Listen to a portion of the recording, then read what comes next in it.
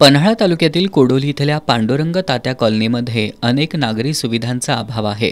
या ठिकाणचे रहिवासी नियमित घरफाळा भरत असतानाही ही कॉलनी गेली अनेक वर्ष रस्ते, गटर्स यासारख्या मूलभूत सुविधांपासून वंचित आहे।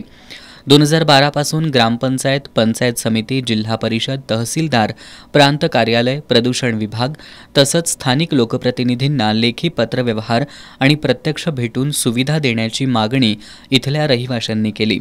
मात्र कोणीच दखल घेत नसल्यानं या कॉलनीतील रहिवाशांनी अखेर भविष्यातील सर्व निवडणुकांवर बहिष्कार टाकण्याचा निर्णय घेतलाय।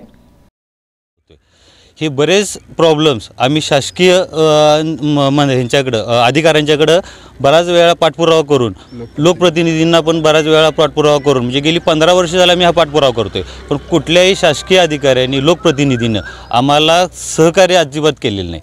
आणि न सहकार्य केल्यामुळं आज हा जो उठाव दिसतो पांडुरंग त्या कॉलनीतला, की ह्यांनी कुठल्याही गोष्टीचं काम न केल्यामुळं हा आत्ताचा उठाव आहे। आणि हा उठाव तोपर्यंत राहील जोपर्यंत ह्या कॉलनीतल्या समस्या पूर्ण होत नाहीत। ही फक्त लोकसभेचे इलेक्शन असं नाही, इथून पुढे येणाऱ्या सगळ्या इलेक्शनवरती हा बहिष्कार राहील आणि हा कायमस्वरूपी पुढे जोपर्यंत लोकप्रतिनिधी येऊन इथल्या गोष्टींना पाठपुरावा केला तरच हा निर्णय कुठंतरी थांबवला जाईल, नाहीतर वेगवेगळ्या मार्गातनं इथून पुढे अजून आंदोलन केले जातील।